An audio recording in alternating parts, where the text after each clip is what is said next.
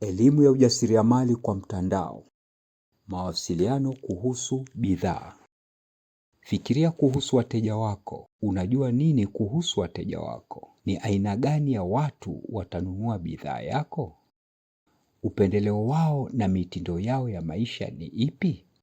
Taarifa hii ndio msingi wa mawasiliano yenye ufanisi.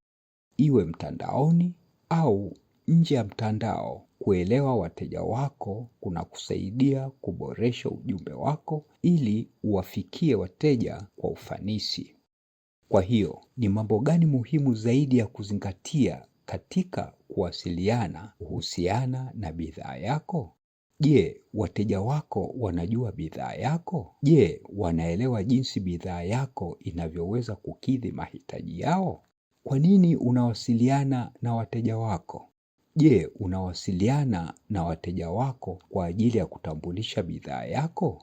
Je, unawasiliana kwa ajili ya kutoa maelezo ya kina, kuhamasisha wateja kujaribisha bidhaa yako? Au unawasiliana ili kuwakumbusha wateja kununua tena bidhaa yako? Fikiria kundi moja la wateja. Ni kitu gani kinachowafanya watu wa kundi hilo kuwa wa kipekee? Ni njia zipi za mawasiliano zinafaa zaidi kwa wateja? Je, upo uhitaji wa bidhaa zako mtandaoni? Je, bidhaa yako kwa mtandao ina ushawishi gani kwa wateja ukilinganisha na ushawishi wa bidhaa kwa kuwepo ana kwa ana? Je, uko tayari kutumia majukwaa ya kidijitali kutangaza bidhaa yako? Je, una ujuzi wa kuunda maudhui yenye mvuto na kusimamia kampeni za mtandaoni? Bidhaa yako ina ushawishi gani kuzidi bidhaa mbalimbali na nyingi zilizopo mtandaoni? Je, unaweza kusimulia hadithi inayovutia kuhusiana na bidhaa yako? Kwa mfano, wateja wanaweza kuchagua bidhaa zako zilizotengenezwa kwa mikono kwa sababu wanaunga mkono mafundi wa ndani. Tumia picha na video kuonyesha mchakato na ufundi ulio nyuma ya bidhaa yako.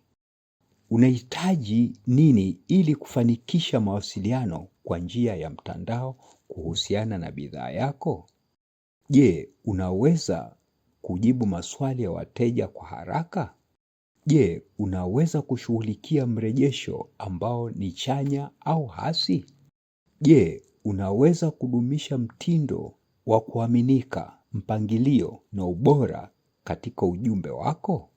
Je, unajifunza mara kwa mara kuhusu mwenendo wa mtandaoni na kurekebisha mikakati yako? Mawasiliano ndio kiini cha kuwa na biashara yenye mafanikio, kwani yanaujulisha ulimwengu kuhusu bidhaa yako. Iwe mtandaoni au nje ya mtandao, jambo kubwa ni kuelewa wateja wako, kuunda ujumbe wa kuvutia na kuchagua njia sahihi za kuufikisha.